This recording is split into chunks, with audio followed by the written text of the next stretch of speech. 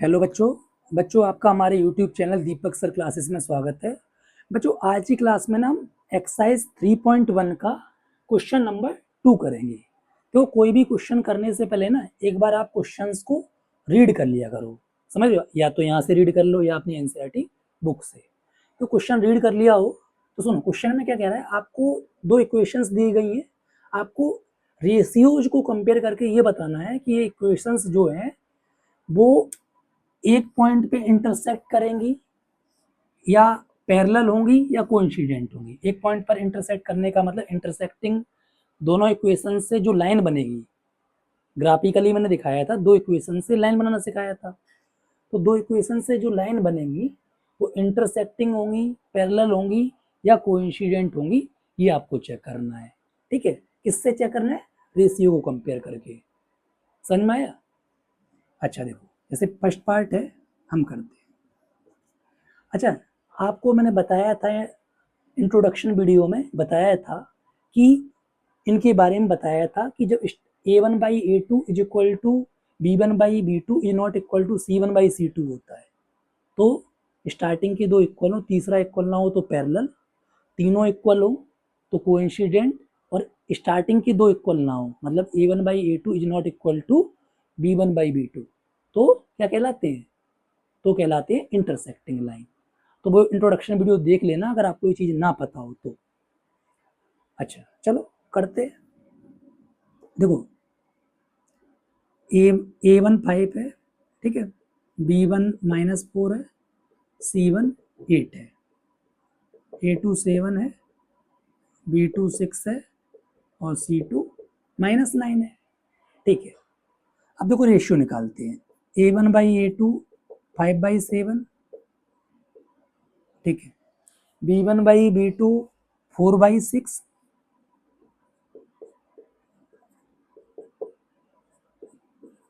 ठीक है, और c1 बाई c2 8/9। ठीक है, अच्छा देखो सुनो, थोड़ा सा इसे और सॉल्व कर लोगे तो ये आपका हो जाएगा 2/3। ठीक, अच्छा अब यहां पर देखो, here a1 by a2 is not equal to b1 by b2, ये दोनों इक्वल नहीं है। तो मैंने बताया था जब ऐसी कंडीशन होती है तो उनको कहते हैं इंटरसेक्टिंग लाइन। तो ये क्या हो गया? Intersecting lines. समझ में आया? ठीक, अब इसमें आ जाते हैं। सेम इसी तरीके से करना है, ठीक है। तो a1 a2 b1 b2 c1 c2। a1 की बात करूं तो 9, a2 18 बताया था, x के साथ वाला a1, ठीक है, y के साथ वाला b1 और बचा हुआ ये c1। ठीक है, ऐसे इधर ये a2, ये b2 और ये c2। तो b1 3, b2 6, c1 12 और c2 24। ठीक है, आ जाओ। a1 बाई a2 यानी 9/18 यानी 1/2, ठीक है। b1 बाई b2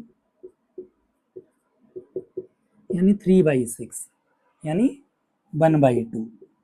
ठीक, अच्छा अब c1 बाई c2 देखते हैं। तो 12/24, तो ये भी 1/2। अब देखो तीनों इक्वल आ रहे हैं, a1/a2, b1/b2 और c1/c2 तीनों की सेम वैल्यू है। तो आपको बताया गया था जब तीनों इक्वल होते हैं ना तब उनको कहते हैं कोइंसिडेंट लाइन। तो यहां पर आप लिखोगे here a1/a2 is equal to b1/b2 is equal to c1/c2। तो इसका मतलब ये आपकी कोइंसिडेंट लाइन, जब तीनों रेशियो इक्वल होते हैं तो उनको हम कोइंसिडेंट लाइन कहते हैं। समझ में आ रहा है कि नहीं आ रहा है? आ रहा है कि नहीं आ रहा है? ठीक है। अच्छा, फिर इधर वही कहानी करते हैं, A1 A2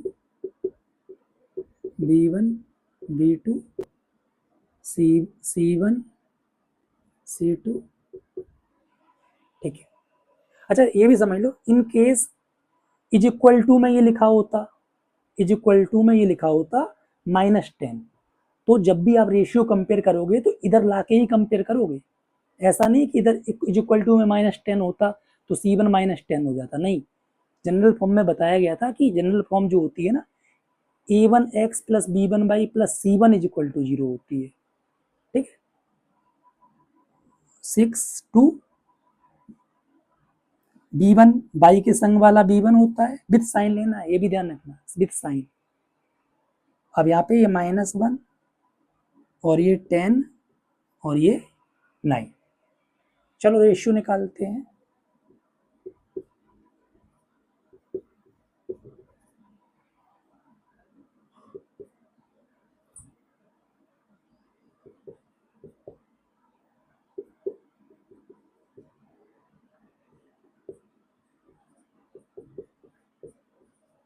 देखो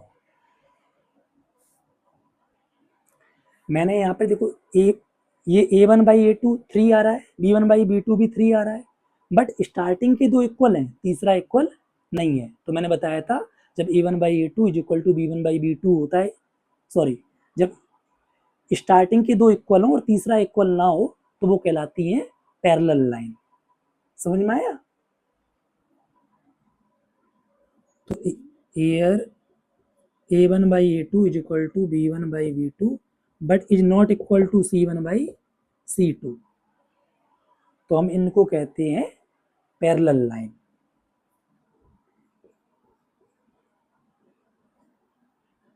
पैरेलल लाइंस। आई होप समझ में आया होगा आपको, ठीक है। स्क्रीनशॉट लेना चाहो तो स्क्रीनशॉट ले लो।